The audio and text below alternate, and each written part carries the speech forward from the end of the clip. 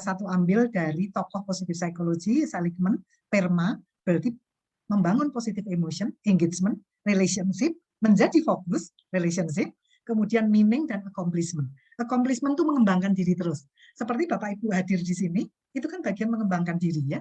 Mengembangkan diri kan tidak harus dari sisi edukasi, pendidikan formal, tapi dari siapa saja. Kita dapat inspirasi, oh dari Bapak Becak misalnya. Oh ya, itu menginspirasi saya untuk saya menjadi pribadi yang lebih baik. Itu kan accomplishment juga. Nah, ini Bapak Ibu sekarang dikembangkan yang namanya flourishing. Flourishing itu authentic happiness beyond gitu ya. Jadi letaknya di mental health spectrum di mana flourishing? Itu di kesehatan mental tertinggi.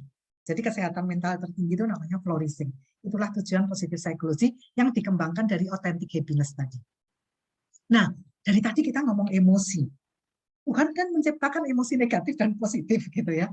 Kenapa sih Tuhan itu kok menciptakannya emosi negatif dan positif? Mau positif aja gitu. Karena ternyata ada fungsinya masing-masing Bapak Ibu sekalian. Jadi Tuhan itu menciptakan emosi itu ada fungsinya masing-masing. Kalau nggak punya emosi gimana? Jadi ada seorang lawyer dulu waktu itu tahun 2000-an itu operasi kepotong amigdalanya. Amigdala itu pusat emosi yang gedenya sekenari gitu yang ada di otak kita di kepala bagian belakang. Itu ketika operasi sempat kepotong. Sehingga emosinya nggak ada. Gitu. Jadi kita bersyukur yang punya emosi ya. Yang orang kepotong itu emosinya dia tidak bisa merasakan. Padahal dia lawyer yang sukses sekali. Jadi istrinya marah dia diem aja karena dia nggak ada perasaan. Jadi dia diem aja. Terus pegawainya sedih ya dia diem aja karena dia emosinya tuh kepotong. Amigdalanya itu kepotong. Jadi akhirnya malah dia bangkrut, istrinya minta pisah dan lain sebagainya. Jadi Bapak Ibu, kita yang punya emosi negatif dan positif, itu kita bersyukur. Tinggal nanti menempatkannya ada di mana. Begitu ya. Baik, jadi emosi itu, jadi sebetulnya tidak ada energi positif itu sebenarnya tidak ada sebetulnya. Kan kita sering ya ngomong energi positif. Mungkin vibe positif mungkin masih bisa ya. Energi positif itu tidak sebenarnya, karena energi itu netral. Cuman ada yang tinggi, ada yang rendah energi itu. Nah, energi itu kalau dibarengin emosi positif, kalau energinya tinggi, itu menjadi muncullah excited, antusias, happy gitu ya. Itu energinya tinggi, emosinya positif gitu. Nah, kalau emosi positif, energinya rendah, emosi positif itu yang rileks, kalem itu. Nah, kalau emosi negatif, energinya tinggi itu yang kalau kita marah gitu ya, mengalami tekanan gitu. Nah, hidup kita tuh kadang-kadang kita nggak bisa lepas, tapi kan kita bisa atur gitu kan. Kita diberikan kewenangan untuk mengatur diri kita kan oleh Tuhan kan. Otak kita, mind kita. Mind kita itu kan kecerdasan dan kesadaran. Ya, itu terdiri dari dua itu yang diekspresikan dengan adanya emosi, adanya berpikir, adanya imajinasi dan lain sebagainya. Nah, kalau kita sudah kelelahan gitu ya, aduh aku udah lemes nggak bisa mikir, energiku habis, itu berarti emosi negatif yang energinya rendah. Jadi misalnya fatigue sudah kelelahan, burnout istilahnya kan, sering burnout gitu ya, dengar kata-kata burnout. Nah, sekarang kita harus main di mana kita sadari. Kita ada emosi negatif, emosi positif. Nah, tadi saya ngomong ada fungsinya. Ya, memang ada fungsinya. Begitu ya. Nah, kalau sering menggunakan ini, berarti kita sering menggunakan force. Kalau kita menggunakan ini, kita menggunakan power. Gitu. Mari kita menggunakan power kita. Nah, sekarang kita coba ingat-ingat emosi. Emosi itu fungsinya energizer. Sehingga kenapa itu penting sekali gitu ya.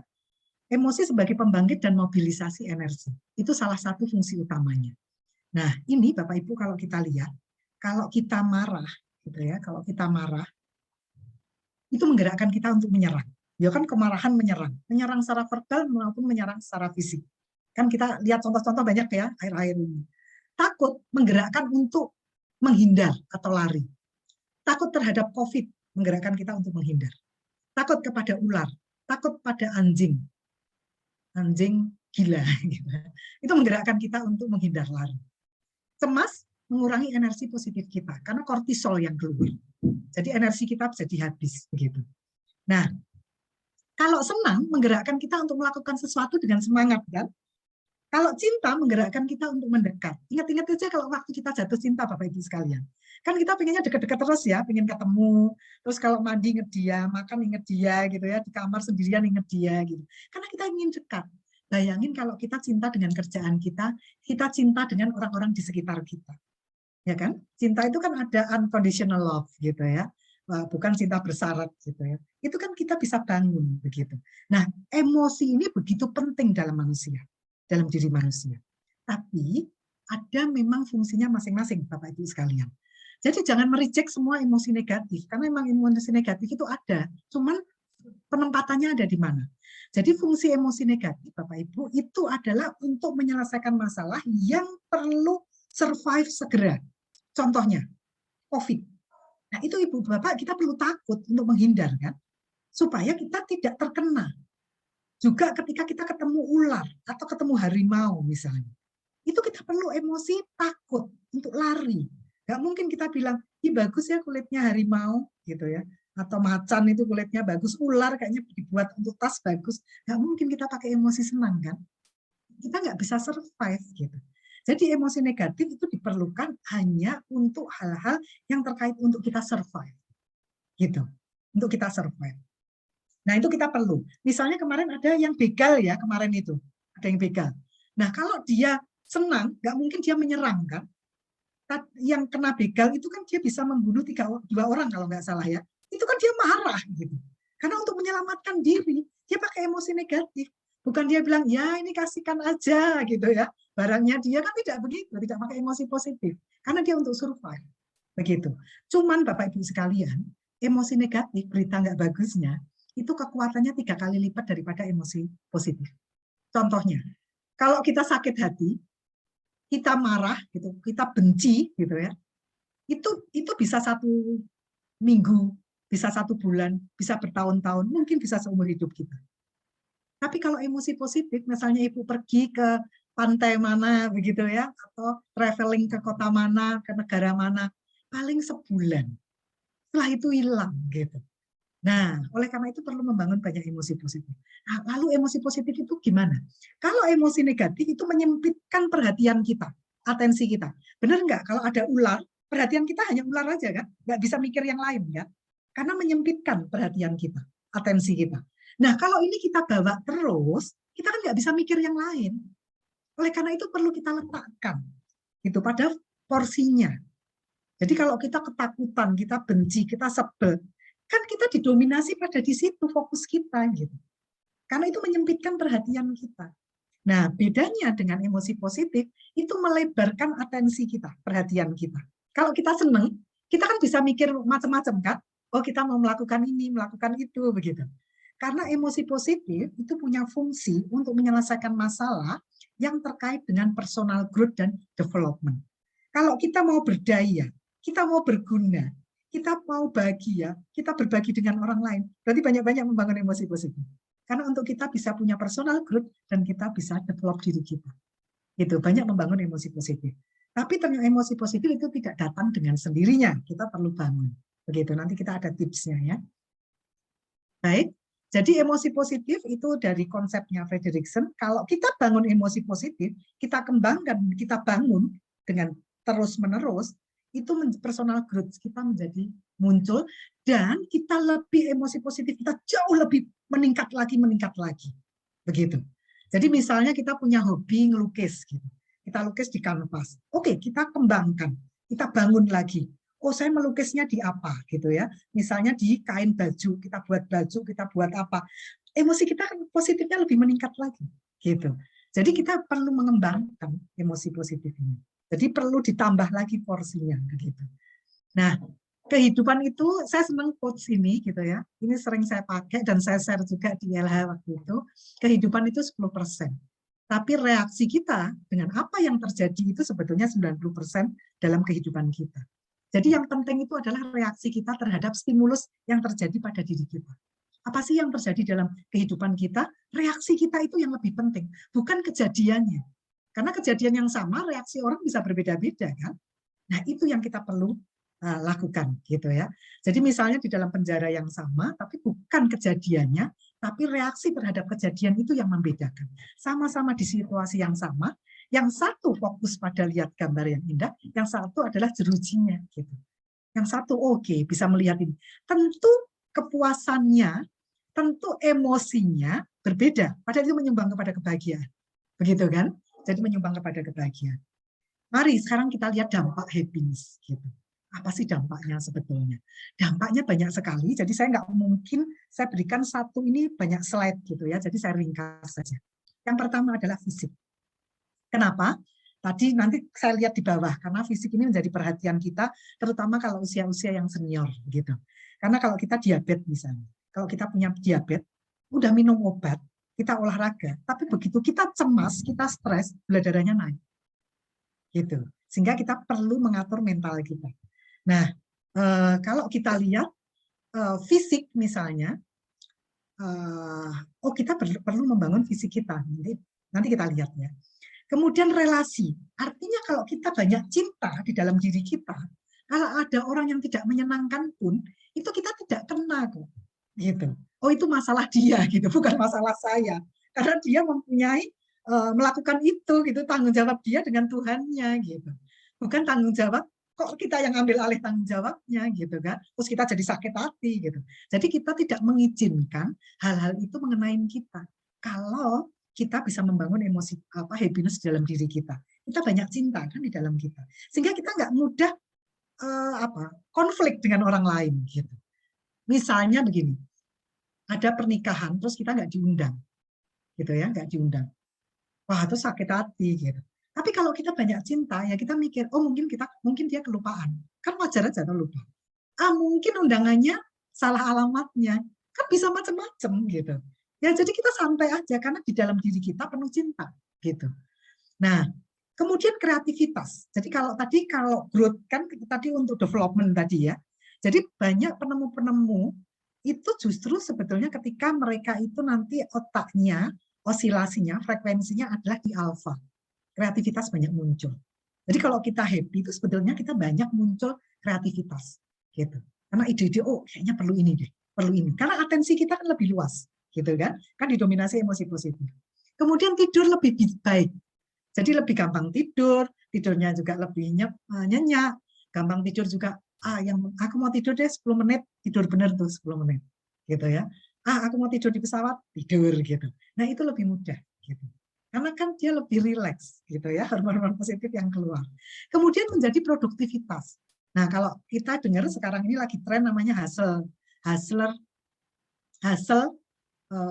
culture, orang yang dituntut harus produktivitasnya tinggi dengan waktu yang jangka panjang. Itu sebenarnya bukan produktivitas. Jadi kerja jangka panjang gitu ya. Jadi jam 9 pagi sampai jam 9 malam atau 10 malam itu belum tentu produktivitas. Karena kalau produktivitas itu pada periode tertentu dengan output yang berkualitas gitu. Itu productivity gitu. Nah, sekarang kan ada hasil culture ini yang lagi didengung-dengungkan gitu. Jadi mereka tuh kalau mereka istirahat itu tuh mereka mikirnya kerjaan. Jadi kalau istirahat tuh menganggap doing nothing gitu. Padahal itu istirahat itu doing something gitu kan. Karena kita juga tubuh kita perlu istirahat. Nah, kalau yang hasil culture itu mereka karena mereka tuh ada tujuan ingin sukses yang diukur dari jabatan dan keuangan dalam waktu muda, usia muda. Terus kemudian banyak motivator-motivator ke sana gitu ya. Termasuk Elon Musk, itu kan dia ngomong tentang hasil culture itu gitu. Nah, itu dampaknya justru ke kesehatan nantinya. Gitu, karena mereka tidak konsentrasi kesehatan fisik dan psikis mereka. Nah, kalau happy itu mereka lebih produktif. Jadi kalau di kerjaan pun itu menjadi produktivitasnya tinggi. Mengapa happiness itu penting? Kemudian harapan hidup. Karena harapan hidupnya dengan happy, kita harapan hidupnya lebih panjang. Gitu kita dengan happy gitu. Karena tentu imunitas kita kan semakin tinggi gitu ya. Terus kemudian sel-selnya juga semakin sehat. Jadi harapan hidupnya lebih panjang dibandingkan harapan hidup kalau kita banyak stres atau depresi. Dan banyak lagi manfaat yang lain. Begitu. Jadi Bapak Ibu kalau kita lihat tentangnya, happiness itu manfaatnya banyak sekali. Saya ingin mengulik tentang kesehatan. Kok bisa sih kesehatan gitu? Karena kita sekarang perlu juga memikirkan tentang kesehatan kita kan. Buat apa kita nggak sehat gitu kan? Uangnya banyak, kita juga nggak bisa ngapa-ngapain gitu. Nah ini Bapak Ibu sekalian, kita lihat ya. Artinya apa yang kita pikir, apakah itu happy, apakah itu stres, itu mempengaruhi behavior kita, ya, kemudian otonomi kita, kemudian sistem imun kita dan sistem endokrin kita. gitu. Jadi insulinnya bisa keluar, kalau kita stres juga lebih banyak gitu ya. Terus kalau kita otonomiknya misalnya kita jadi sakit kepala nih kalau kita banyak stres gitu kan, tensi kita naik gitu. Atau jalan nafas kita, paru-paru kita kok nafasnya jadi pendek-pendek misalnya seperti itu. Jadi itu pola pikir kita, mindset kita, mind kita itu mempengaruhi reaksi kimia di dalam tubuh kita. Termasuk kalau kita stres kan perilaku kita berubah. Mungkin yang tadinya makanannya biasa jadi kurang makan, nggak nafsu makan, atau makannya banyak. Tapi intinya terjadi perubahan perilaku. Nah, ini yang kita perlu sadari, Bapak Ibu sekalian. Loh, kok saya seperti ini ya? Namanya psikosomatis. Kalau kita misalnya, kok saya sering kumat ya, gitu. Kok belikat saya ini kok keju sekali ya? Keju itu bahasa Indonesianya apa ya, Satya? Kemeng gitu ya. Kemeng bahasa Jawa lagi gitu ya. Jadi belikat apa? Kaku, belikat kita tuh kaku. Nah, jangan-jangan kita mengalami tekanan itu. Gitu. Jadi itu alarm di tubuh kita. Jadi tubuh kita tuh pinter tuh ngasih alarm. Mumpung di awal-awal, jadi kita tetap sadar. Makanya kita perlu mengenali tubuh kita, perlu mengenali pikiran-pikiran kita, perlu mengenali perasaan-perasaan kita. Mas saya kumat, kok saya kok diare ini ya? Kayaknya saya nggak salah makan juga gitu. Termasuk ketika kita alergi. Alergi nggak selalu dengan makanan. Gitu. Jadi anak saya itu pernah pergi dengan saya, waktu itu ikut confront positive psychology, ternyata di kota tersebut, Frankfurt, itu banyak orang gila dan banyak orang mabuk itu loh Bapak Ibu sekalian. Anak saya itu paling takut dengan orang-orang yang seperti itu. Jadi dia tuh kalau ada orang gila pasti lari kenceng gitu. Nah di sana, kebetulan hotel kita tuh di dekat jalan raya, mesti kita melewati orang-orang itu gitu. Nah dia tuh jadi bidurun yang besar-besar semua selama ada di sana. Tadinya saya pikir airnya gitu ya. Oh bukan ternyata. Oh, apa-apanya gitu, airnya bagus segala macam. Nah, ketika kita keluar dari Frankfurt ke Amsterdam, itu bentol-bentolnya hilang sendiri Bapak Ibu sekalian. Jadi namanya psikosomatis. Jadi apa yang ada dalam psikis itu mempengaruhi psikoneuroimunologi. Jadi mempengaruhi sistem imun di dalam tubuh kita. Jadi ada penelitian, dia alergi dengan bunga mawar. Nah, terus dikasih lukisan bunga mawar tuh dia bersin-bersin. Padahal kan bukan bunga aslinya gitu. Nah, itu kan berarti kita bermain dalam pikiran kita kan. Termasuk fobia itu kan. Iya kan? Fobia kayak saya itu kan fobia cicak gitu. Fobia cicak, lah cicak loh nggak ngapa-ngapain gitu. Ya, akhirnya saya terapi juga gitu. Nah, ini ya. Nah, ini Bapak Ibu sekalian. Nah, stres tuh ada yang ngomong stres itu ada yang bagus gitu ya. Stres namanya eustress. Tapi kalau terus-terusan ya jadi distres gitu ya. Kenapa? Kita tidak mengembangkan emosi positif aja gitu ya. Sehingga stresnya itu ketika muncul cepat hilang gitu. Karena kalau stres itu kalau kita sering jadi eustress bisa jadi distres gitu.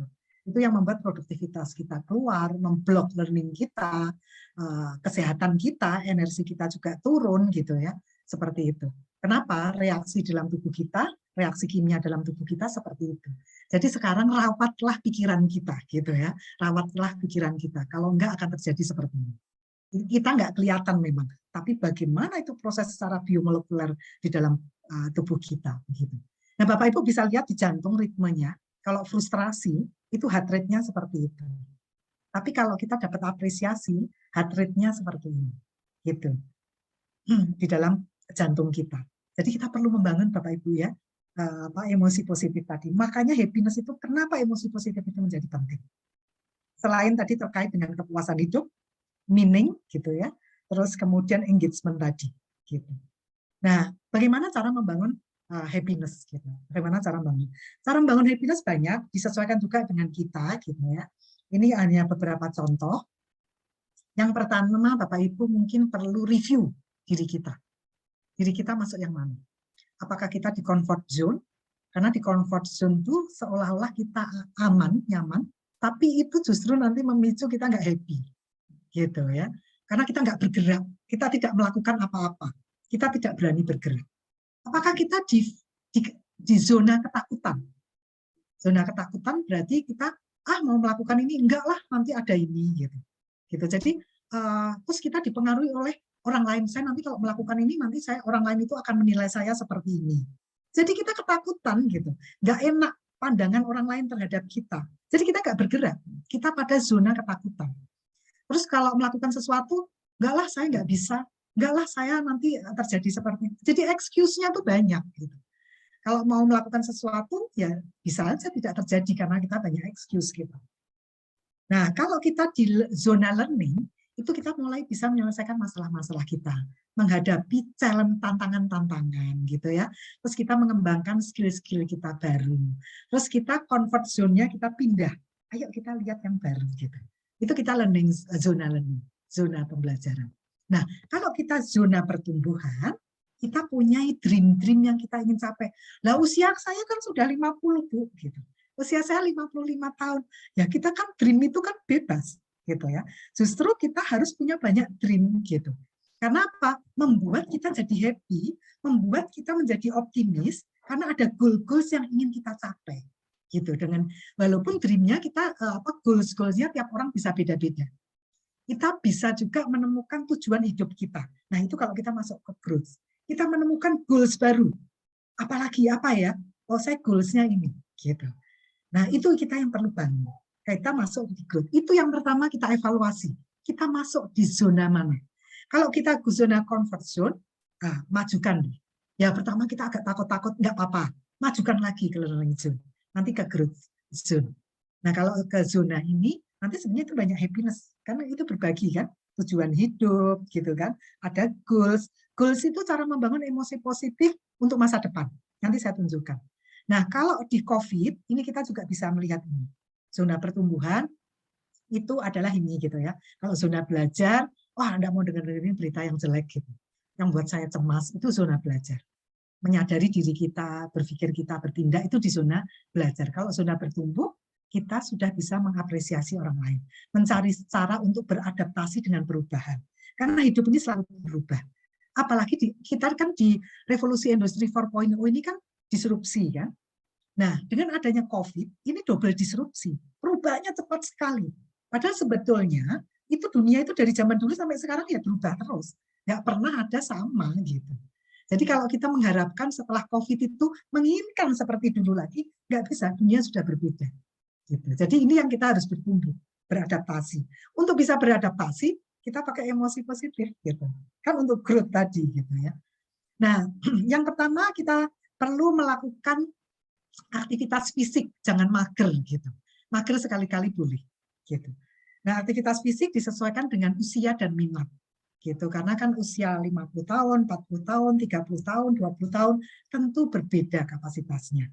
Nah, kalau orang-orang di atas 50 tahun atau 55 tahun ke atas, itu sering sekali itu cepat pegel di belakang ini ya, lehernya.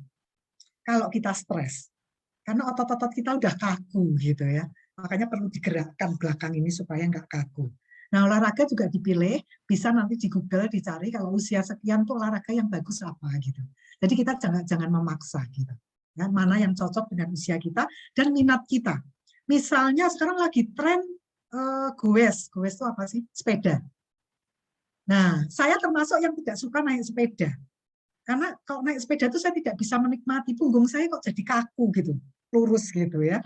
Terus untuk dudukannya tuh kok saya nggak nyaman gitu. Saya lebih senang jalan, ya nggak apa-apa gitu ya. Yang penting kita memilih sesuai minat dan usia kita gitu. Jalan cepat aja saya gitu, ya nggak apa-apa gitu ya. Pilih sesuai kita. Kemudian bangunlah emosi positif dengan 3 kondisi. Kondisinya apa? Masa lalu, masa sekarang, dan masa depan. Masa lalu dengan memaafkan. Jadi memaafkan itu bukan untuk orang lain, bukan untuk masa lalu dan bukan untuk orang lain. Memaafkan itu. Jadi memaafkan itu untuk diri kita dan untuk masa depan kita. Kok bisa? Iya. Kalau kita misalnya membawa ransel. Ransel itu tas punggung. Itu kalau jalannya pendek, itu masih nggak berat. Tapi kalau jalannya panjang, itu kan menjadi beban kita. Termasuk kalau kita ada ada sesuatu yang membuat luka pada diri kita, gitu ya. Jadi kita perlu melakukan forgiveness, pemaafan, gitu. Karena pemaafan itu bukan untuk orang lain, bukan untuk masa lalu, tapi untuk kita melangkah lebih ringan ke masa depan kita. Jadi untuk masa depan kita. Gitu. Itu yang perlu kita tanamkan. Memaafkan itu bukan untuk orang lain. Gitu. Dan memaafkan itu sulit nggak? Sulit. Karena kadang-kadang kita ngomong begini, saya sudah memaafkan kok, tapi Tuhan yang akan menilai, Tuhan yang akan membalasnya. Itu sebenarnya kita nggak memaafkan. Atau nanti karma yang berjalan gitu ya, itu sebenarnya kita tidak memaafkan. Kalau kita misalnya memaafkan tapi kita tidak melupakan, nggak apa-apa. Tapi kita memaafkan, cuman kita tahu pernah ada kejadian itu. Nggak apa-apa, itu kan memang ada suatu kejadian, kita menerima kejadian itu. Tapi kita memaafkan, bukan mengingat-ingat untuk kita sakit hati gitu. Nah, nanti ada caranya, Bapak-Ibu sekalian. Nah, yang sekarang apa? Dengan menikmati present moment, mindfulness. Gitu. Mindfulness itu bisa meditasi, bisa mindful living. Nah, yang disebut mindful living, kalau meditasi kan menggunakan waktu tertentu ya Bapak Ibu ya. Saya sejak 2003 itu melakukan meditasi tapi yang konsentrasi, mindfulness-nya kadang-kadang. Nah, tapi kita bisa melakukan mindful living untuk memperkuat. Nanti saya tunjukkan di sana. Mindful living itu seperti apa Bapak Ibu sekalian? Nanti kita tunjukkan. Mungkin di sini ada slide-nya ya. Saya rasa ada. Tapi saya ingin ngomong dulu ke brain wave kita gitu. Nah, kenapa mindfulness tadi penting? 3 menit lagi ya Mbak Lela. Oh, 3 menit lagi ya. Moga-moga masih cukup ya. Kita lanjut dengan tanya jawab Mbak Lela. Gitu. Oke, baik. Jadi ini ada di sini, Bapak Ibu. Mungkin saya lanjutkan di sini. Kalau kita melakukan mindfulness, otak kita tuh banyak di alfa, serotonin, dopamin, endorfin yang keluar. Kalau kita melakukan ini. Nah, tapi kita kan di kehidupan sehari-hari nggak bisa otak kita di beta kan, logika, berpikir, menggunakan konsentrasi tinggi itu kan nggak bisa kita lepaskan. Oleh karena itu kita kombinasi dengan melakukan aktivitas yang mindful. Nah, mindful itu seperti apa? Seperti yang kanan ini loh Bapak Ibu. Kalau kita lagi ada di sini, otak kita ya ada di sini gitu. Jadi bukan otak kita traveling, otak kita itu kan holografis ya, bisa traveling. Contohnya kalau kita yang disebut mindful itu seperti apa? Kalau kita lagi di Bali atau di pantai, kita hadir sepenuhnya badan kita, kaki kita rasakan menyentuh air gitu kan.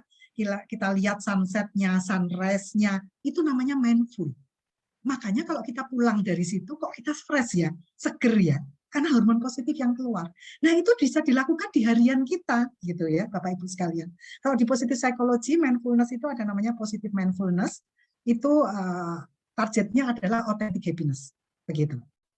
Nah, kalau kita mindful, ini kita lihat nih reaksi di dalam tubuh kita dan emosi kita. Emosi kita menjadi negatifnya jadi turun kalau kita melakukan mindfulness tadi. HPA aksesnya turun, imunitas kita jadi naik, Bapak Ibu sekalian. Relationship kita juga bagus. Ini dari penelitian-penelitian, ya. Nah, ini tipsnya Bapak Ibu, kita bisa melakukan mindful living tadi yang seperti kalau kita berlibur tadi di pantai, hadir sepenuhnya saat itu tubuh kita dengan lingkungan yang paling dekat kita dengan mindful walking, mindful driving, mindful eating. Kalau saya senang mindful walking, mindful showering, mindful driving. Itu memperkuat. Lumayan kan dalam tubuh sehari kita bisa banyak dapat melakukan itu. Jadi masuk ke alfa. Begitu. Nah, pasnya kita dengan melakukan kebersyukuran. Jadi cuman jangan di bibir. Jadi bilang, saya sering kok berterima kasih. Nah, Bapak Ibu kalau melakukan jurnal kebersyukuran itu berbeda sekali. Jadi jurnal kebersyukuran gimana? Setiap hari menulis, saya dulu pernah menulis, itu saya lupa tahun berapa ya. Sudah kira-kira 8 tahun yang lalu. Setiap hari saya nulis 10 gratitude journal. Setiap hari selama 3 bulan. Jadi kenapa ini perlu gitu ya? Karena kalau kita menulis dalam 1 minggu, itu kan yang gede-gede kan yang kita tulis kan, bersyukur, terima kasih memiliki keluarga yang baik gitu ya, suami yang baik, pasangan yang baik gitu misalnya, yang bertanggung jawab dan lain sebagainya. Tapi kalau itu kita tulis setiap hari selama 1 minggu, 2 minggu, 3 minggu, 1 bulan, nanti yang kecil-kecil kita syukuri, termasuk ketika kita bernafas, kita punya tangan, seringnya kita lupa kalau kita punya tangan.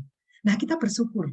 Nah, bersyukur ini kalau saya sarankan Bapak Ibu, nulis saja 3, yang 2 adalah yang diterima, yang 1 adalah yang kita bisa berikan kepada orang lain, supaya tadi berdaya, bergunanya muncul. Gitu. Jadi bermanfaat pada orang lain. Ketika kita bersyukur kita bisa melakukan pada orang lain, itu akan membangun happiness lebih tinggi lagi, membangun emosi positif lebih tinggi lagi. Nah, nanti yang kecil-kecil kita tulis, sehingga apa? Nanti kita hidup di dunia yang sama, angle-nya kita berbeda. Kita tidak menggunakan membandingkan dengan orang lain. Orang lain itu sebagai inspirasi saja. lihat dunia lebih baik. Oh, ada banyak keindahan di dunia ini. Itu kita akan membuat kesadaran di sana. Tapi memang perlu effort ya Bapak Ibu ya. Kita menulis ini, sediakan aja kita nulis 3 setiap hari selama 1 bulan misalnya seperti itu. Itu akan mengubah kita. Gitu. Nah, kalau yang forgiveness, Bapak Ibu bisa meditasi cinta. Nanti kalau kita punya waktu, kita bisa melakukan meditasi cinta bersama-sama. Kalau ada yang perlu pengen kita rilis ya. Kemudian membuat surat memaafkan juga bisa. Jadi ditujukan kepada dia, tapi kita ingin ya kita marah-marah dulu boleh, terus habis itu ya sudah aku memaafkan. Tulis lagi sampai ke 3 kali. Nanti kan turun tuh intensitas kita marahnya kita sama dia. Gitu. Nah, kalau kita tidak bisa, kita bisa melakukan forgiveness terapi, bisa minta tolong profesional. Kalau Bapak Ibu ini sudah lancar gitu ya, Bapak Ibu untuk maintenance-nya perlu melakukan flex di hati dengan melakukan maintenance hati. Caranya gimana? Kadang kita sudah membangun ini, tapi di perjalanan hidup kita ke depan, kadang-kadang ada orang yang menyebalkan, ada orang yang menyakiti. Kalau ketemu seperti itu, supaya hatinya nggak flex, Bapak Ibu kirim doa kepada dia, doa kebaikan kepada dia. Saat itu juga ketika Ibu merasa sakit hati, kirim doa kepada dia. Itu untuk menjaga nggak ada flex di dalam hati kita. Gitu. Jadi itu bisa terjadi kalau Bapak Ibu sudah rutin bisa melakukan memaafkan pada semua dulu gitu. Nanti maintenance-nya pakai itu. Sayangkan hati kita flat, mau itu hati-hati kita sendiri, gitu ya. Jangan dibiarkan orang lain masuk ke diri kita yang jelek-jelek. Jadi kita perlu yang mengizinkan dan tidak itu kita, begitu. Untuk masa depan itu kita perlu membangun goals tadi, itu membangun optimism, itu akan energi kita terbangun optimism.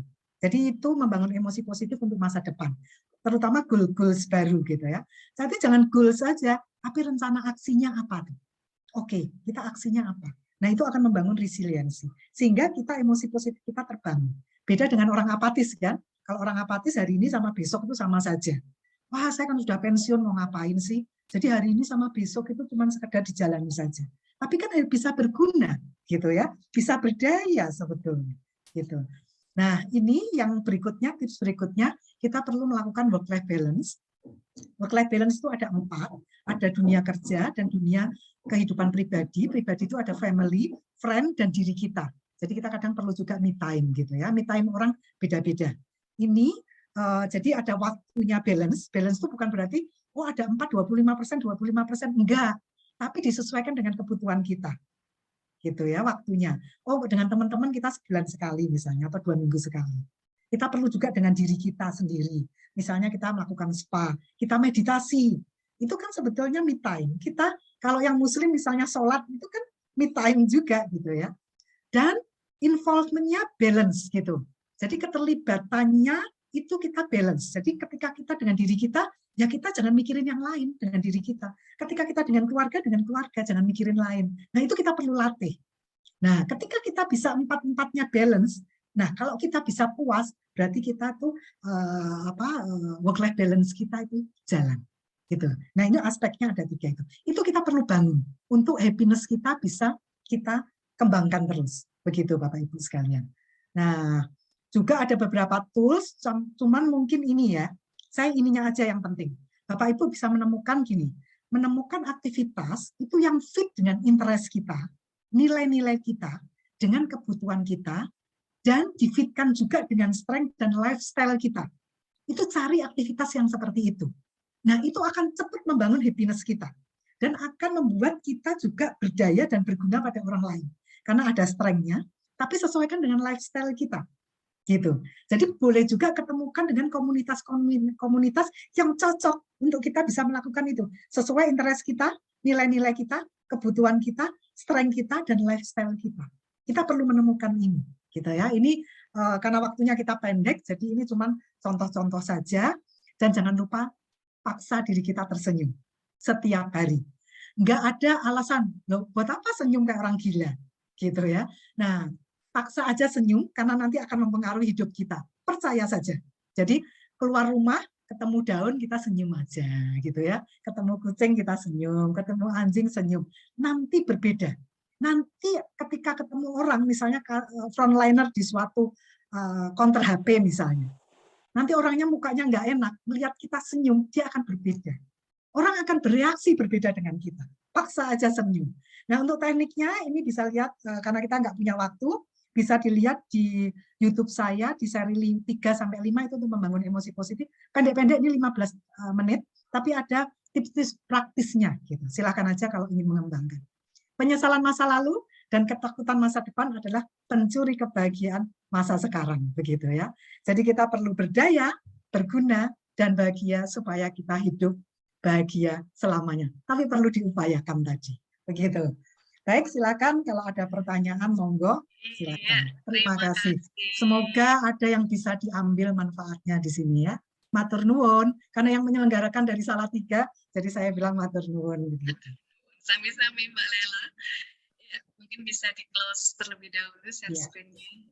Iya, alhamdulillah. Terima kasih teman-teman bertahan. Keren banget materinya karena materinya bagus banget dan teman-teman pahami tadi bahwa ternyata banyak hal yang bisa kita dapatkan dari penjelasan Mbak Lela tadi. Bahagia itu nggak sederhana, harus diupayakan ya Mbak ya, ini ya, harus diupayakan, dan teman-teman tadi punya 3 tahapan, mulai dari pleasant life, kemudian good life, kemudian menuju kepada meaningful life. Nah, pasti banyak sekali pertanyaan yang muncul dari teman-teman, dan alhamdulillah ini sudah ada di kolom chat, sudah banyak sekali, ada sekitar 6 pertanyaan, nanti akan saya bacakan.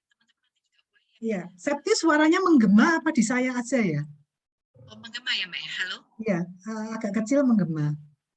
Sudah terdengar Mbak? Lumayan. Lumayan, lebih baik dari tadi. Di awal kecil. Ini mungkin jaringan internet ini yang agak bermasalah ini. Ya. Mungkin satu ruangan ada 2 perangkat. Enggak tuh Mas, cuma 1 aja. Ya. Yang satu ngumpet di bawah meja, Pak. Ya, satu.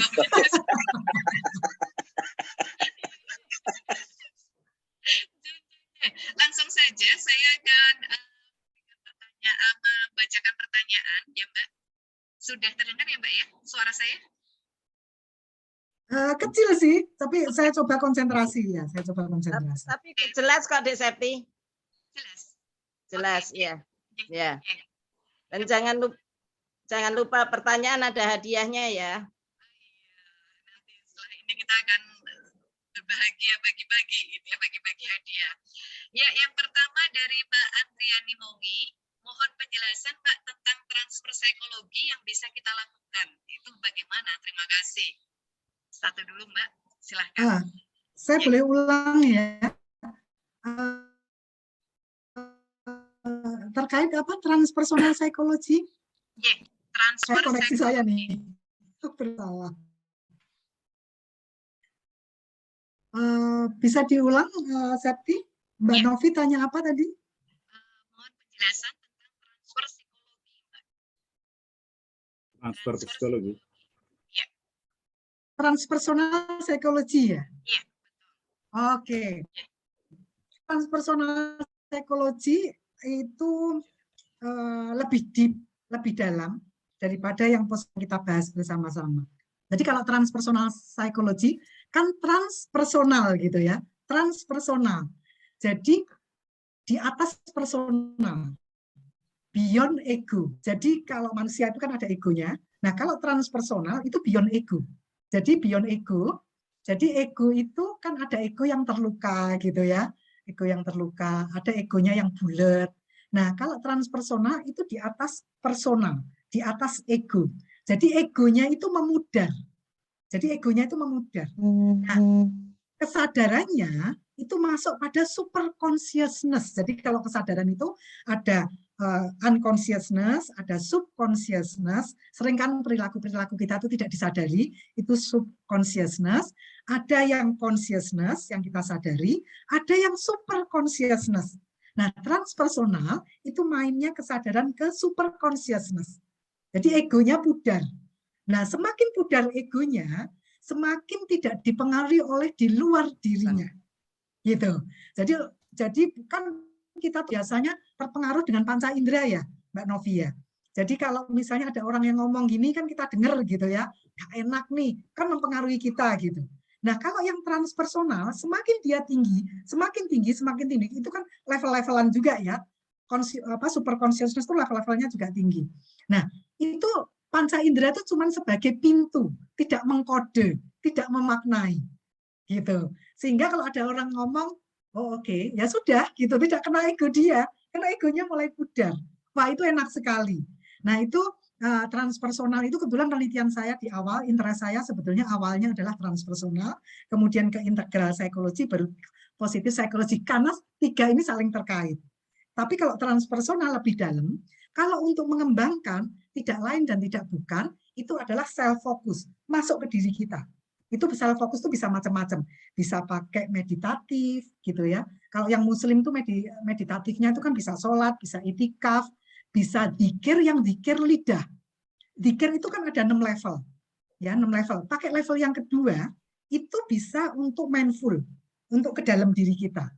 Nah, juga kalau di Kristiani itu saat teduh, itu kan ke dalam gitu ya, kita bangun relasi.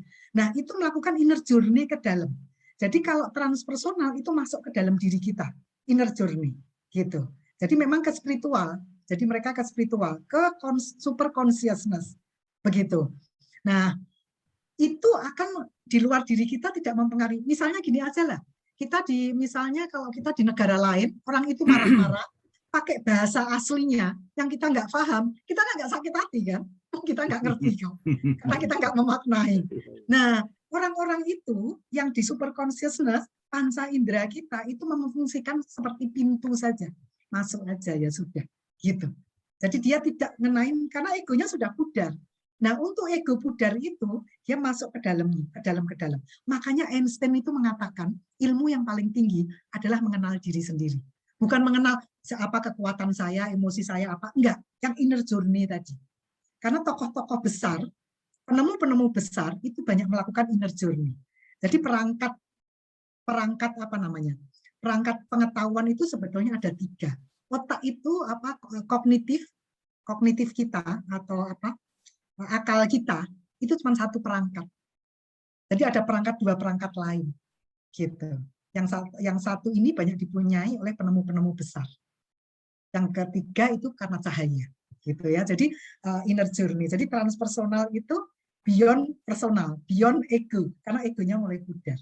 Begitu ya jawabannya. Nanti mungkin topik khusus ya, karena ini menarik sekali, bisa mulai usia berapapun, gitu. Nah, yang usia matang, kenapa nggak kita mulai, gitu kan?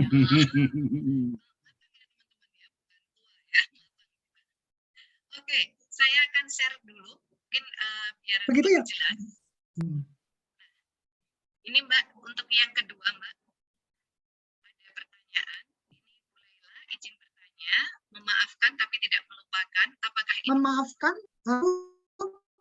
Memaafkan tapi tidak melupakan, apakah ini termasuk energi positif? Jadi ketika kita bisa memaafkan yang benar ya. Ya, jadi kalau kita memaafkan yang benar-benar kita sudah bersih ya, memaafkan, itu ketika kita menerima, kita berdamai kan dengan diri kita. Kan kita sudah berdamai dengan diri kita ketika menerima. Nah, itu emosi positif yang kita bangun untuk masa lalu. Gitu. Jadi ketika kita memaafkan, tapi kita tidak melupakan nggak apa-apa. Tapi artinya kita menerima, karena kita sudah memaafkan, kita tidak lupa kejadian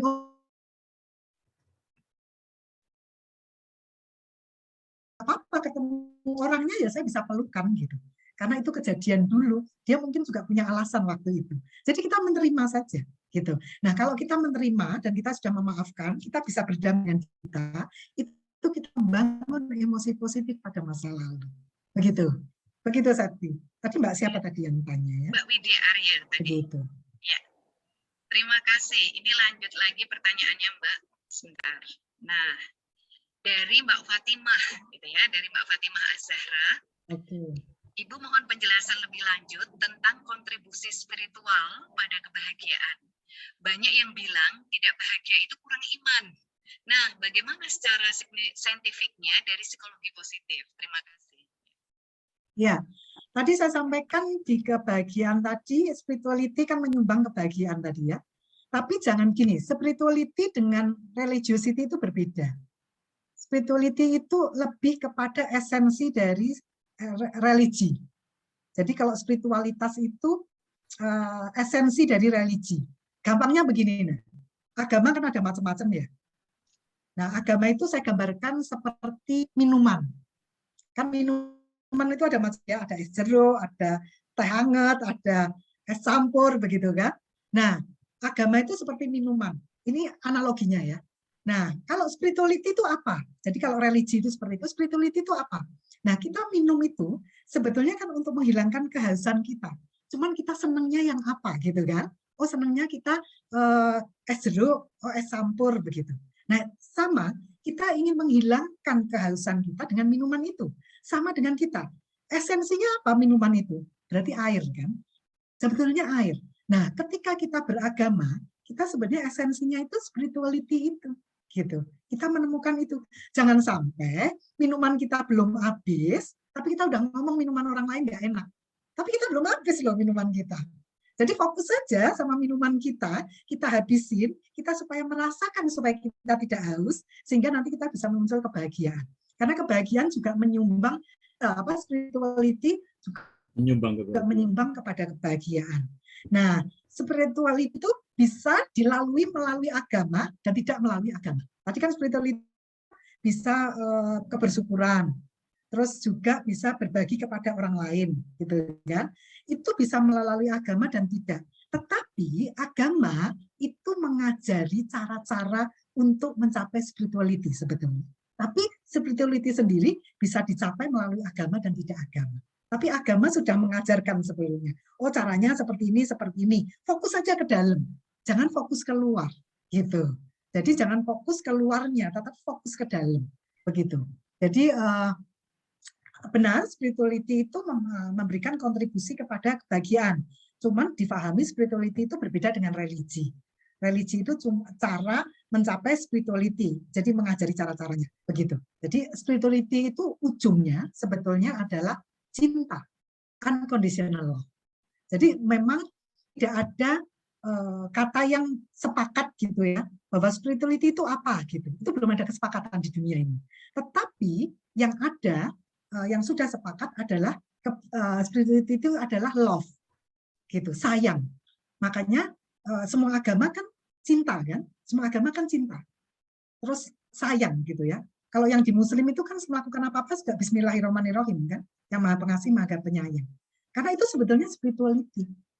Di agama Kristen kasih gitu. Di agama Buddha kan juga sama gitu. Karena itu sebenarnya spirituality gitu. Jadi itu menyumbangkan kebahagiaan. Tadi kan ada ya, yang menjangan bagian ada yang personal, ada connection, ada spirituality. Benar, Mbak Fatimah. Iya, terima kasih. Sudah jelas suara saya, Mbak?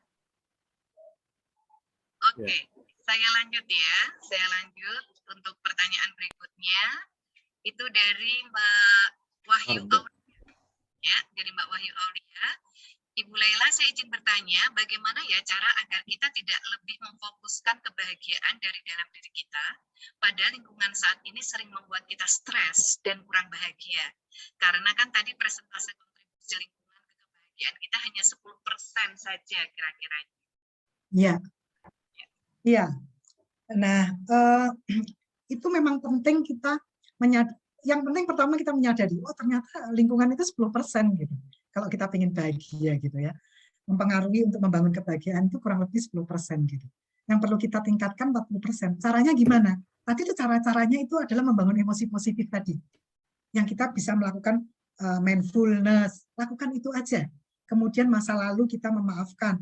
Lingkungan saya itu nggak enak semua. Ya jangan fokus nggak enaknya dulu. Sudah, kita mulai bangun diri kita yang 40% dulu. Supaya mindset kita, apa yang kita lakukan, apa yang kita rasakan, itu masuk yang 40% dulu. Kita fokus ke sana dulu aja.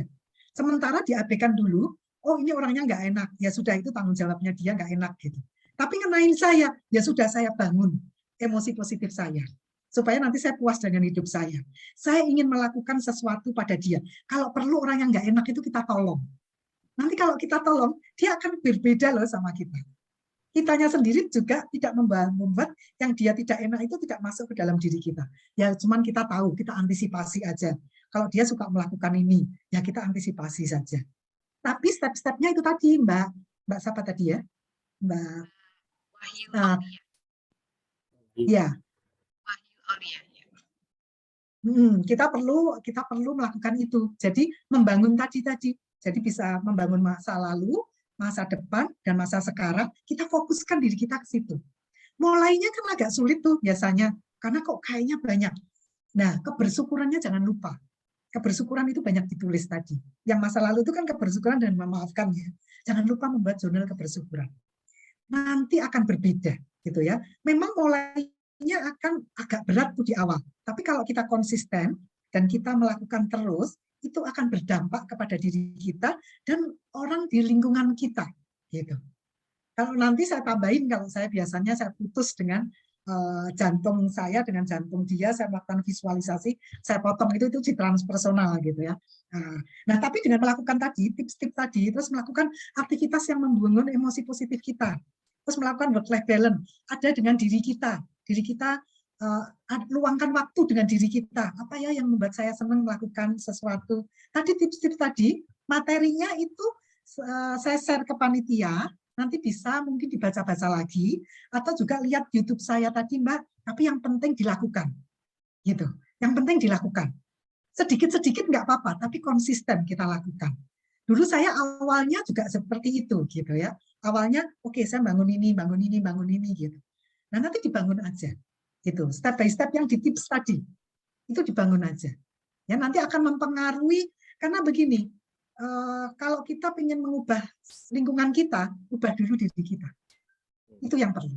Gitu. Jadi kita ubah dulu diri kita. Nanti perlu gelombang itu nanti akan semakin, gelombangnya tadinya kecil akan semakin besar, akan besar. Yang penting kita konsisten, kita fokus pada membangun 40% kita itu kita besar. Begitu ya Mbak ya? Terima kasih Mbak Lela. Satu lagi ada pertanyaan dari Mbak Farda. Ini ya. Terima kasih penjelasannya. Oh, Mbak Farda ya. Baik. Terima kasih penjelasannya Bu. Bagaimana menerapkan atau membangun happiness di saat posisi hidup kita ternyata tidak sesuai bayangan atau harapan, terutama yang berhubungan dengan sosial kita. Padahal harus di luar kontrol kita. Misal anak-anak yang belum menikah, padahal usianya sudah cukup, belum adanya cucu dan sebagainya. Terima kasih. Iya. Nah, biasanya orang yang kok saya nggak happy ya, gitu. Itu biasanya harapan-harapan itu banyak, tetapi harapan itu yang bukan kita kendalikan, bukan di kendali kita. Tadi contohnya cucu tadi ya, kita pengen cucu, tapi kan itu kendalinya bukan di kita. Gitu. Kendalinya kan adalah ada di tangan Tuhan, ada juga ada di tangan mungkin dokter gitu ya, ada tips-tips dari dokter gitu. Jadi kadang-kadang kita membuat harapan-harapan yang sebetulnya bukan dikendalikan oleh kita. Nah, itu yang membuat kita suka kecewa. Nah, oleh karena itu kita perlu melihat yang kita bisa lakukan apa untuk membangun kebahagiaan kita. Satu, yang mungkin tadi yang disampaikan Mbak Farda tadi ya, mulailah kita membuat jurnal kebersyukuran. Karena kalau kita fokus pada yang tidak kita dapat, kita lupa tuh. Ternyata banyak yang kita dapat. Gitu. Karena kita fokusnya apa yang tidak kita dapat, apa yang tidak baik dengan kita. Tapi sebetulnya banyak yang kita bisa baik. Coba aja Mbak jurnal kebersyukuran itu. Saya melakukan itu 3 bulan, saya lupa di tahun berapa. 2012 saya melakukan. Ini selama 3 bulan saya melakukan. Waktu itu saya 10 saya tulis, nggak usah 10, 3 aja. Itu banyak sekali merubah kita. Dan kalau saya sekarang, saya tidak melakukan harapan kepada orang lain. Saya tidak melakukan harapan termasuk kepada anak saya, kepada suami saya berharap dia melakukan ini kepada saya. Saya mengharap dia melakukan ini kepada saya. Saya tidak. Yang saya fokuskan adalah akhirnya ketika kita sudah proses semua ya, apa yang bisa saya kontribusikan sih pada mereka gitu. Jadi apa sih yang bisa saya lakukan gitu. Nah, yang sering lag itu adalah karena kita mempunyai harapan yang itu bukan kendali kita. Itu ada di kendalinya orang lain. Oleh karena itu kita perlu membuat harapan-harapan yang sesuai kendali kita saja, sambil membuat kebersyukuran, gitu. Karena dengan kebersyukuran itu kita akan melihat apa yang banyak ternyata luar biasa sekali yang kita miliki sebetulnya, yang selama ini kita lupakan. Karena kita fokusnya apa yang tidak kita miliki, apa yang tidak kita dapat, gitu. Nanti dari sana baru bisa berkembang. Lingkungan kita akan berubah sedikit-sedikit kok, gitu. Begitu ya Mbak Farda ya tadi ya, Mbak Farda. Begitu. Ya, terima kasih. Kita memasuki segmen pertama ini ya, 5 pemenangnya tadi akan mendapatkan hadiah dari sponsor ya. Dari sponsor kita kali ini adalah ada PT GGM dan Kampung Banyu Mili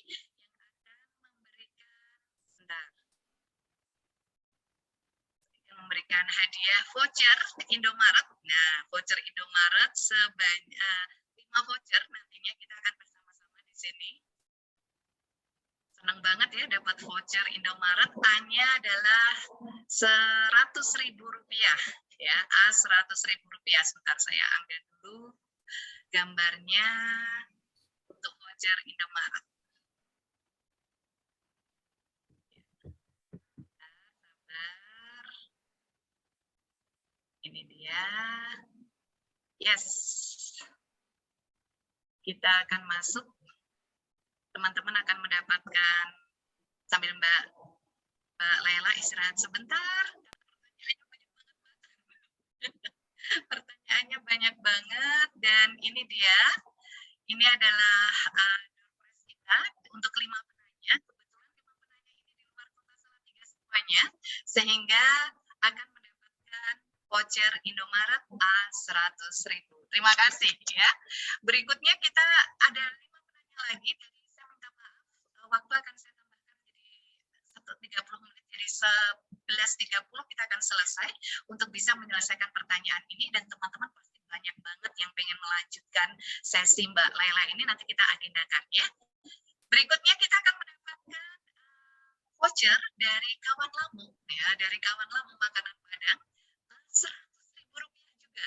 Wah, kalau 100.000 makan di Kawan Lamu kenyang banget. Terima kasih untuk Mas Anto, Mbak Wityo, dan Mbak Titi yang sudah memberikan voucher ini untuk teman-teman semuanya. Kita lanjut, siapa yang akan mendapatkan voucher Kawan Lamu ya. Kita lanjut ya Mbak ya. Berikutnya, ini ada pertanyaan dari Mbak Siti Sadiah ya, Siti Sadiah. Izin bertanya Bu Laila, jadi persentase happiness genetik itu 50%. Bagaimana membangun genetik generasi berikutnya agar happiness-nya banyak? Di mana dulu latar belakangnya dari keluarga yang kurang happiness. Nah, gimana nih Mbak? Ya. Datang dari keluarga yang kurang happiness, padahal presentasi happiness genetiknya adalah 50%. Silakan Mbak. Ya, disposisi genetik gitu ya, disposisi genetik. Jadi kalau disposisi genetik itu kan juga bisa dikembangkan. Nah, oleh karena itu perlu kita tahu strength-nya keluarga kita apa. Kekuatan-kekuatan keluarga kita apa. Jadi karakter strength ya, karakter strength. Karakter strength itu bukan dimaksimalkan, beda dengan bakat. Kalau bakat itu memang maksimal, tapi kalau karakter itu optimal. Optimal itu gimana? Bukan overuse, bukan berlebihan digunakan, bukan kurang digunakan. Kalau karakter strength.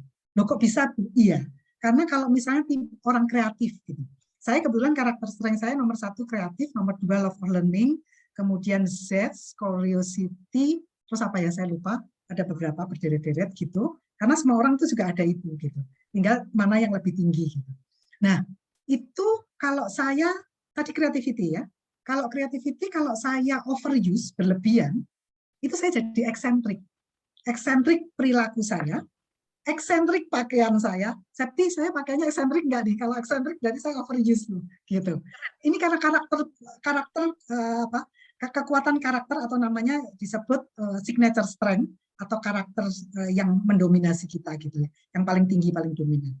Nah, kalau itu overuse seperti itu, tapi kalau saya underuse, nggak saya gunakan, itu kan ada di diri saya kan, nggak saya gunakan, itu kalau meeting ketemu itu saya cenderung ikut aja, conformity aja. Padahal orang kreatif biasanya kan memunculkan ide-ide. Oh ada ini loh, ada ini gitu. Tapi kalau itu underuse, saya cenderung cuman ngikut aja, ya sudah apa aja. Itu saya underuse. Nah harusnya masuknya optimal use. Nah contohnya yang tadi saya yang kedua love of learning ya. Senang ya love of learning ya, senang mempelajari apapun gitu. Atau yang curiosity misalnya, yang curiosity. Kalau overuse apa? Kepo jadinya. Overuse, kepo gitu. Tapi kalau itu optimal use, dia ingin apa? Ini apa ya? Penasaran. Terus dia ingin mencari dari berbagai sumber begitu. Tapi kalau overuse juga begitu, ganggu orang lain gitu. Karena dia pengen lihat kepo tadi, kalau underuse juga begitu. Dia tidak ingin tahu apa-apa. Padahal dia punya. Nah, itu yang dikembangkan, Mbak, supaya disposisi genetiknya itu berkembang. Jadi setiap anak itu beda-beda, gitu. Kita juga beda. Sayang ini nggak saya adakan slide-nya ya. Saya dengan anak saya itu beda banget. Padahal itu kan satu keluarga ya, beda. Tapi saya dengan anak saya yang laki-laki hampir mirip. Dengan anak perempuan saya agak berbeda. Ya nggak apa-apa, itu kembangkan aja. Karena setiap orang itu punya strength masing-masing. Nah itu supaya disposisi genetiknya bisa berkembang di situ. Begitu.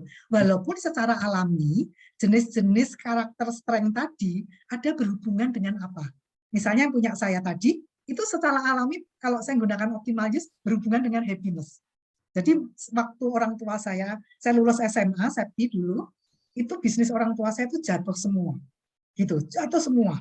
Jadi toko-toko juga kita kebetulan dulu distributor gitu ya, habis rumah-rumah habis gitu ya, tanah-tanah habis semua.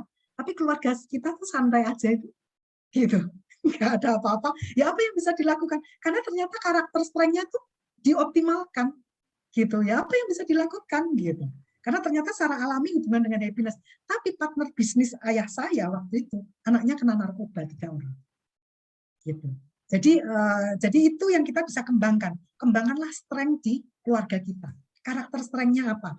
Nanti mungkin kalau ada waktu saya akan memberikan link-nya, terus apa yang bisa dilakukan, bagaimana di masing-masing strength itu bisa dikembangkan.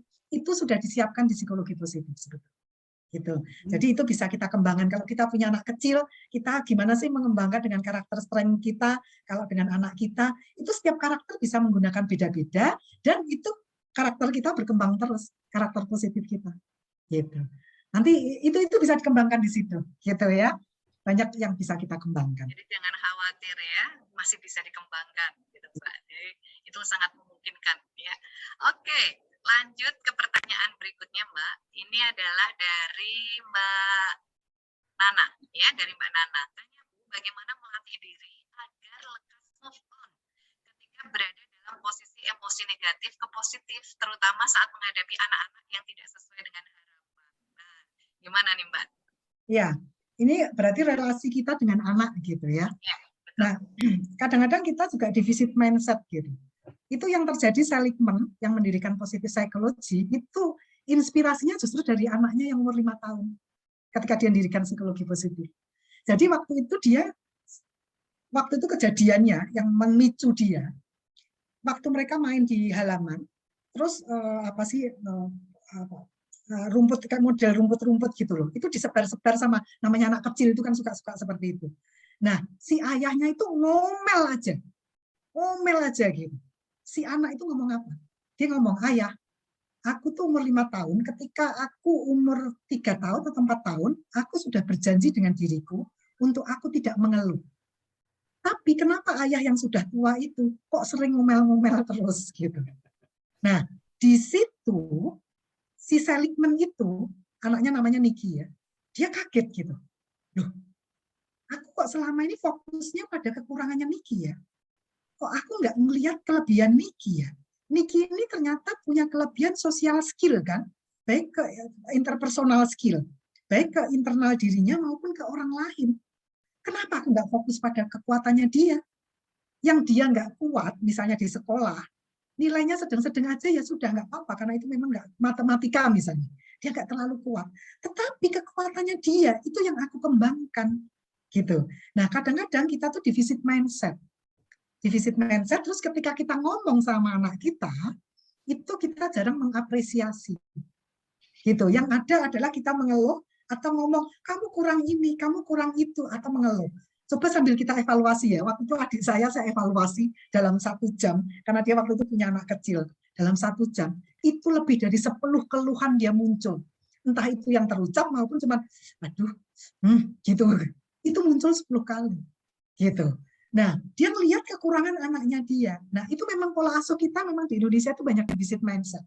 Jadi kita melihat masalah-masalah yang ada di kita. Coba kita mencoba bergeser sedikit, Mbak, ke strength mindset. Yang pertama kita bisa melakukan apa sih kekuatan anak kita? Dia punya apa ya? Coba kita renungkan. Gitu, dia punya apa? Coba yang kekuatannya dia itu kita sampaikan ke dia. Ya, jadi misalnya dia kekuatannya apa misalnya? Kamu itu anak yang suka menolong misalnya. Kita sampaikan ke dia. Kamu tuh anak yang suka menolong. Gitu. Karena orang cenderung mempertahankan yang menjadi positifnya kita. Itu dipertahankan.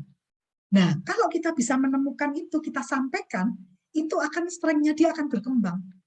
Begitu, kekuatannya dia itu akan berkembang. Kemudian, kalau ada misalnya misalnya ini misal aja ya. Misal dia nilainya jelek katakanlah. Harusnya dia dapat 80, dia dapat 40 gitu atau 50 gitu. Terus kita minta dia usaha. Nah, ketika usaha dia dapatnya 65, masih jauh kan 85. Itu kita apresiasi loh usahanya. Jadi kita ngomong, nah kamu melakukan usaha ini naik ya, naik jadi 65 loh. Coba usahanya ditambah lagi. Pasti bisa naik, mau kamu pakai usaha segini aja, begitu. Jadi pilihan kata kita itu menjadi penting. Karena untuk anak, pilihan kata orang sekitarnya itu akan membuat label kepada dirinya. Nah, oleh karena itu pilihan kata menjadi penting. Nah, salah satu juga yang mungkin bisa diterapkan untuk supaya emosi kita nggak gampang marah. Kalau dulu saya waktu kecil itu, saya taruhkan di pintu nama suami saya, nama kakaknya, nama adiknya gitu ya. Jadi sama salah satu hari itu yang marah siapa dikasih spidol gitu. Nanti akhir minggu yang marahnya paling banyak yang traktir kita gitu. Jadi kurangi hukuman. Jadi kurangi punishment. Memang punishment itu cepat untuk melakukan sesuatu, tapi itu tidak sehat. Nanti jadinya apa? Kalau dia mencapai prestasi itu sebenarnya untuk menghindari kegagalan. Bukan karena untuk ingin mencapai prestasi. Septi itu banyak pengalaman karena putri-putranya itu kan banyak berprestasi. Gitu. Nah, itu pilihan kata menjadi penting. Strength-nya dia perlu dikembangkan. Nah, kalau kita lagi marah misalnya, ya kita lagi marah, kita jauh dulu dari subjeknya. Jadi anak kita tuh pengen ngomel gitu ya. Karena sering-sering kita tidak terkontrol, kita sudah lupa marah kita, anak itu ingat terus sampai seumur hidupnya. Jadi lebih baik kalau kita lagi mau marah, kita mundur masuk ruangan tersendiri. Gitu. Jadi jauhin subjeknya. Terus ambil nafas dalam-dalam.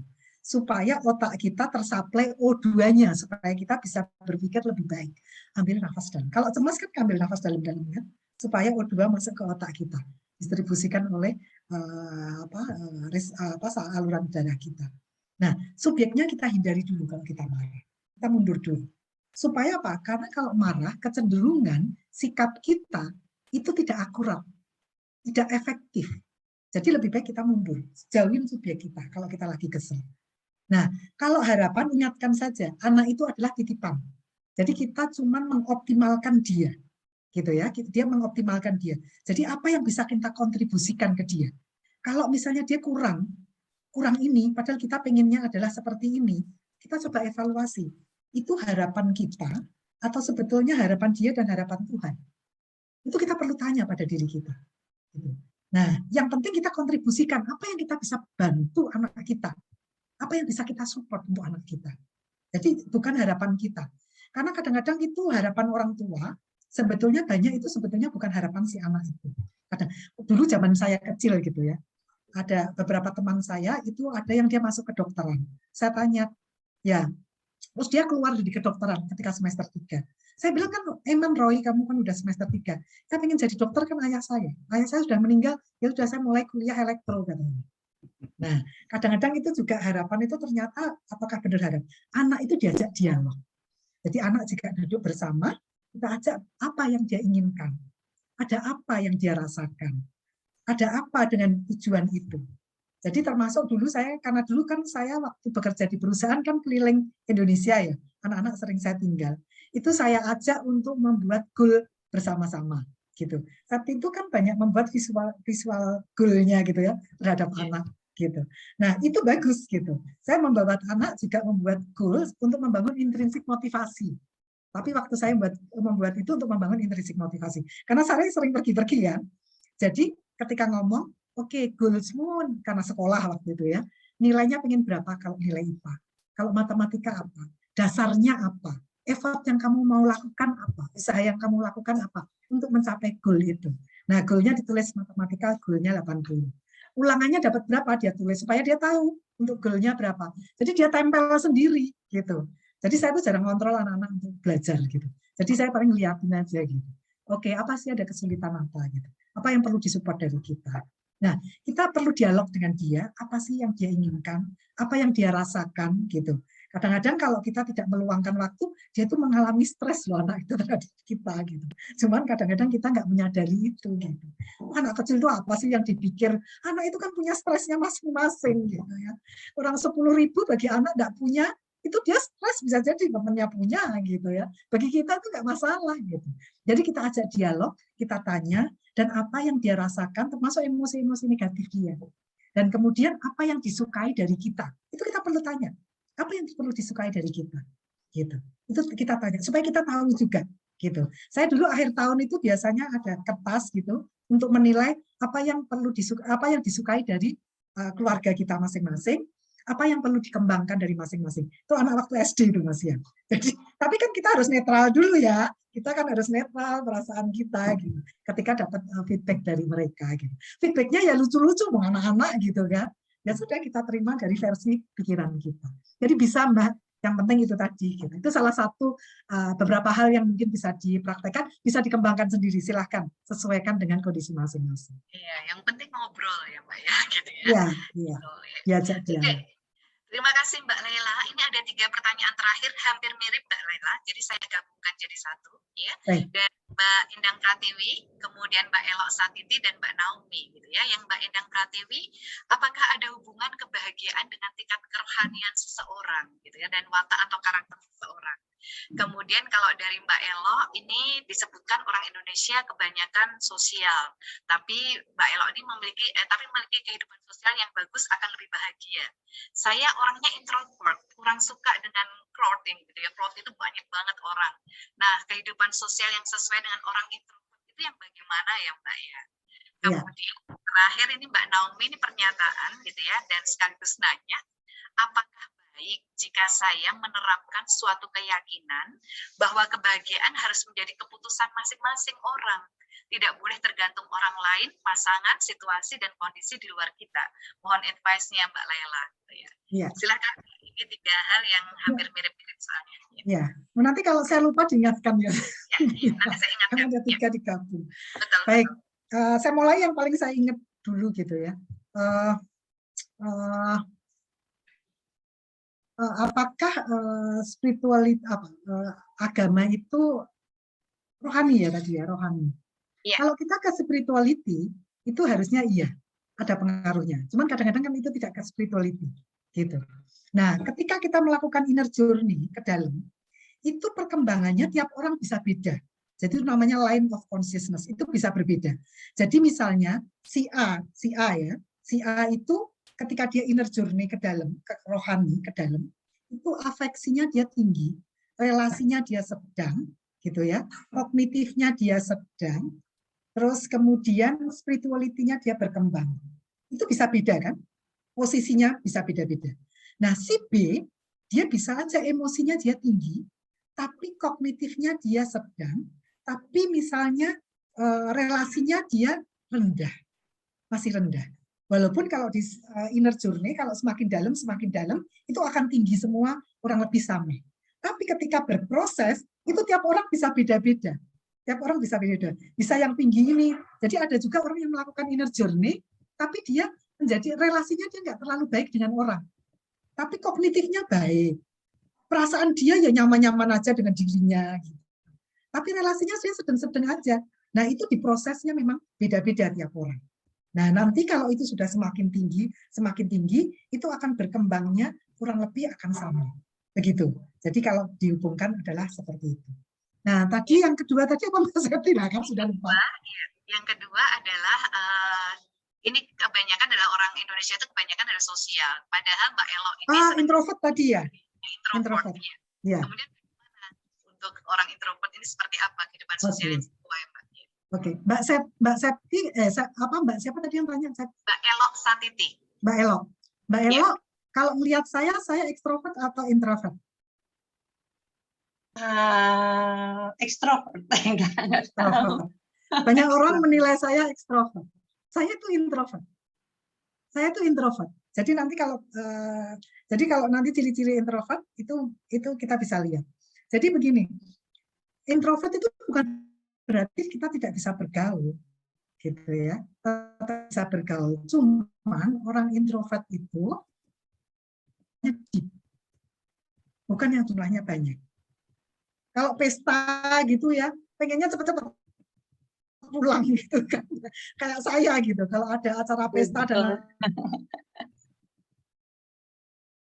tapi senangnya ada 3 orang maksimal ya, tapi di top gitu. Kalau nge-charge energi itu kalau tapi kalau introvert itu senangnya sendiri. Nah, saya termasuk kalau traveling, jadi kalau saya traveling ke 1 bulan gitu kan, berapa negara sekalian, itu saya senang sendiri. Nggak pakai travel agent, saya jalan sendiri. Paling banter saya berdua, paling banter gitu. Karena saya sebenarnya introvert juga. Artinya bisa nggak kita bahagia, bisa nggak kita baik dengan orang lain, bisa kita tetap menjalin emosi. Yang membedakan cuma kurang lebih itu. Jadi kalau yang ekstrovert itu memang kalau dia ngalami stres, misalnya dia ketemu teman-temannya tuh stresnya berkurang. Kalau orang yang introvert ketemu teman-temannya rasanya tambah stres ya gitu. Jadi dia perlu nge-charge energinya dengan sendiri. Tapi bukan berarti kalau introvert itu kita tidak bisa membangun relasi positif dengan orang lain gitu. Jadi ini sebetulnya kalau untuk mencapai flourishing tadi ya, pada positive relationship, membangun emosi positif dan lain sebagainya, itu bisa pada siapa saja. Gitu. Tinggal caranya seperti apa karena berbeda gitu. Karena berbeda. Gitu. Jadi begitu Septi, jadi introvert dan ekstrovert itu saja, karena ada juga yang ekstrovert tapi banyak kan bisa juga introvert, bisa juga yang emosi positif.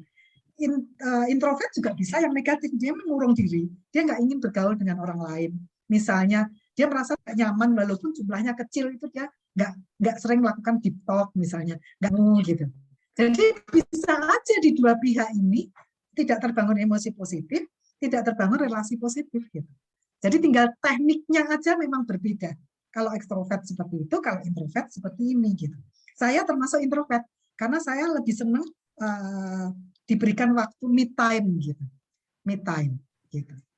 Dengan diri saya sendiri karena itu charge energi saya. Entah itu saya traveling, entah saya melakukan inner journey gitu ya. Itu seperti itu. Begitu Septi, jadi bisa dua-duanya gitu ya. Saya termasuk yang introvert. Gitu. Ternyata Mbak Lela ini introvert gitu.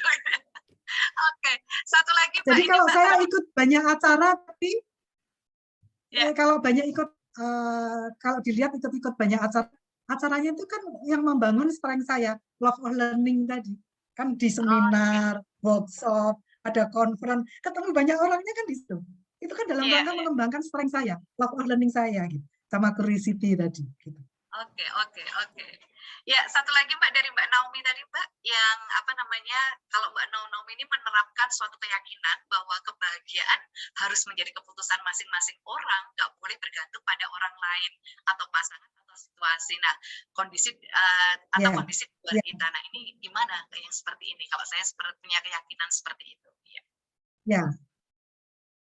Ya, itu ya benar, karena kan tadi yang 10%, 40%, 50% tadi ya.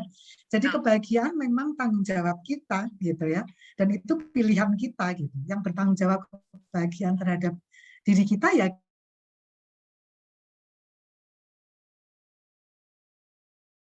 memberikan kebahagiaan kepada kita. Kalau mereka memberikan kepada kita itu bonus gitu loh. Jadi itu anggap aja bonus. Tapi kita punya tanggung jawab untuk kita membuat kebahagiaan pada diri kita. Iya, gitu ya Mbak Naomi ya. Terima kasih Mbak Lela. Itu Mbak Naomi. Ya, terima kasih banyak.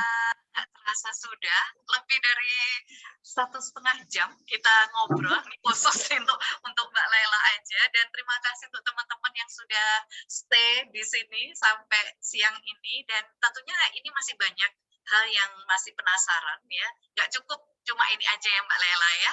Nanti kapan-kapan kita akan agendakan lagi kegiatan-kegiatan seperti ini secara rutin dan teman-teman akan bisa gabung loh sama Mbak Laila ini ketika berada menjadi member premium IHL. Ya, saya ada di sana juga nih, kita bisa Ada diskusi. di sana, mau diskusi kapanpun, semua ahli ada di sana, duduk bareng dalam satu WA group, maka teman-teman, ayo kita segera gabung ke Indonesia Happy Living di member premiumnya. Nanti kita bisa sama-sama ngobrol setiap saat di sana. Mbak Laila, terima kasih banyak atas Terima kasih banyak. luar biasa dan Terima kasih juga. Semoga ada manfaatnya ya, walaupun Amin. sedikit. Alhamdulillah, pasti. Nanti teman-teman akan mendapatkan flyer PowerPoint dari Mbak Laila ya nantinya. Saya kirimkan nanti. Ya. Terima kasih Mbak Laila. Saya izin untuk mengantarkan Mbak Laila dulu. Oke, terima kasih teman-teman. Dan tadi 5 orang yang disebutkan, ada Mbak Siti Sadiah ya, kemudian ada Mbak Siti Sadiah, kemudian ada Mbak Nana, ada Mbak Endang Prati, ada Mbak Elok Satiti, dan ada Mbak Naomi. Teman-teman yang saya sebutkan 5 terakhir tadi berhak mendapatkan voucher dari Kawan Lambo sebesar Rp100.000 ya, sebesar Rp100.000. Jadi nanti yang pas ke Salatiga ini Kawan Lampung Veteran ini ada di Salatiga. Kalau pas ke Salatiga segera dipakai, atau kalau kok lama ya saya nggak akan ke Salatiga, bisa dihadiahkan oleh orang-orang yang ada di Salatiga, karena kebetulan teman-teman ini banyak memiliki saudara-saudara yang ada di Salatiga ya. Terima kasih untuk Kawan Lamu, dan nanti untuk teman-teman yang sudah mendapatkan hadiah juga akan mendapatkan premium, menjadi member Indonesia Premium, Indonesia Happy Living Premium. Yang pertama adalah 5 orang yang sudah datang awal ya, yang sudah datang awal. Siapakah mereka? Mereka adalah Pak Agus Haryadi. Maka nanti Mas Agus Haryadi bisa merekomendasikan kepada 1 orang lagi karena sudah menjadi member premium. Kemudian Ibu Rumini Klaten, silahkan Bu mendapatkan hadiah untuk bisa masuk member premium dengan gratis, nggak usah bayar apa-apa Bu ya, langsung bergabung dengan kami, belajar langsung. Ada Bu Laila di sana ya. Kemudian Mbak Wahyu Aulia Huwaida itu mendapatkan juga, terima kasih. Mbak Isti dari Sejiwa dapat. Kemudian Mbak Roserta Rosi dari Sejiwa juga. Dan yang terakhir Mbak Yelis, ya, Mbak Yelis dapat lagi untuk bisa direkomendasikan kepada yang lain. Ya. Nah, untuk informasi selanjutnya, teman-teman bisa menghubungi para pemenang hadiah, bisa menghubungi Mbak Titi Pramudia, itu di 0816 1844 848. Silahkan dicatat, ini adalah tim dari Indonesia Happy Living yang selalu menyapa teman-teman terus ya. Mbak Titi Pramudia, nanti kita munculkan sebentar Mbak Titi Pramudia. Kemudian berikutnya kalau teman-teman penasaran dengan Indonesia Happy Living, silahkan nanti masuk ke websitenya di Indonesia Happy Living, dan teman-teman akan mendapatkan kesempatan untuk bisa bergabung bersama Indonesia Happy Living. Nah, saya masih punya 5 lagi untuk bisa masuk ke Indonesia Happy Living. Silahkan angkat raise hand ya, angkat tangannya yang pengen banget masuk ke Indonesia Happy Living secara free, gitu, secara free, nggak akan ada biaya apapun. Silahkan langsung angkat tangannya, nanti saya akan lihat ya, sebentar. Yes, ada Mbak Fathauli, ya, Mbak Widya Ari, Mbak Fatimah Azahra, Mbak Ardiani, dan Mbak Siti Holidah. Saya screenshot ya, Mbak Wiwin. Yes, terima kasih, dan saya akan memunculkan Mbak Titi. Jadi nanti teman-teman biar nggak bingung kalau nanti kotak-kotak tentang Indonesia Happy Living ini yang kayak apa sih Mbak Titi Pramudia. Ini adalah inisiator dari Indonesia Happy Living. Silakan Mbak Titi, sekalian menutup acara ini. Baik, terima kasih Dek Septi, terima kasih Mbak Laila, terima kasih kawan-kawan yang sudah hadir di acara ini. Sungguh sesuatu yang luar biasa. Mudah-mudahan menjadi tambahan pahala bagi suami saya, dan mudah-mudahan kita bisa bahagia bersama-sama. Silakan para pemenang menghubungi nomor handphone saya, tidak hanya untuk urusan door prize, tapi mungkin bisa ngobrol. Kebetulan saya sudah mengalaminya, bagaimana saya di titik terendah kesedihan saya kemudian bangkit menjadi bahagia dan lahirlah Indonesia Happy Living. Terima kasih, salam kenal. Mudah-mudahan kita akan menjadi berteman selamanya. Amin. Terima kasih. Assalamualaikum warahmatullahi wabarakatuh. Waalaikumsalam warahmatullahi wabarakatuh. Terima kasih Mbak Titi, dan itulah tadi Mbak Titi menjadi sahabat Indonesia Happy Living. Jadi teman-teman kalau ingin sharing, kemudian ingin kontak tentang bagaimana perasaan senasib sepenanggungan, langsung saja dengan Mbak Titi yang ada di Indonesia Happy Living. Nomornya sudah saya berikan ya. Ini adalah nomor Mbak Titi. Kemudian nanti teman-teman silakan langsung menuju tujuannya, menuju tujuannya. Terima kasih teman-teman, dan terima kasih untuk kehadirannya. Kita sampai ke ujung acara kita, dan nanti kita akan mulai kegiatan Indonesia Happy Living ini akan ada setiap Sabtu untuk member premium, dan nanti sebulan sekali untuk publik. Kita akan selalu adakan kegiatan-kegiatan seperti ini. Terima kasih. Assalamualaikum warahmatullahi wabarakatuh. Waalaikumsalam. Nggak foto lagi. Oh, mau foto lagi boleh ya. Seneng ya fotonya. Silakan yuk kita foto lagi. Boleh yuk. Bu Laila, terima kasih Bu Laila. Ilmunya super. Luar biasa. Ya. Ada yang nongol di belakang. Biasa, di akhir mesti nongol dia. Kan ngumpet di bawah meja tadi. Iya.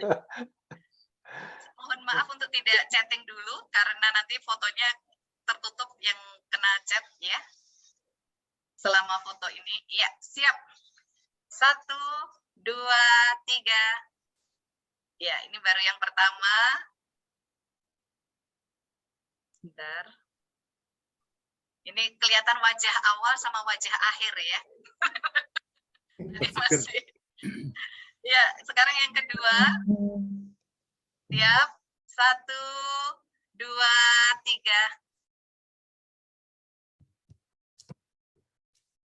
Iya. Oke, terima kasih teman-teman semuanya, dan sampai jumpa di acara berikutnya. Assalamualaikum. Waalaikumsalam. Selamat beristirahat. Selamat beristirahat semuanya. Mas Saliman.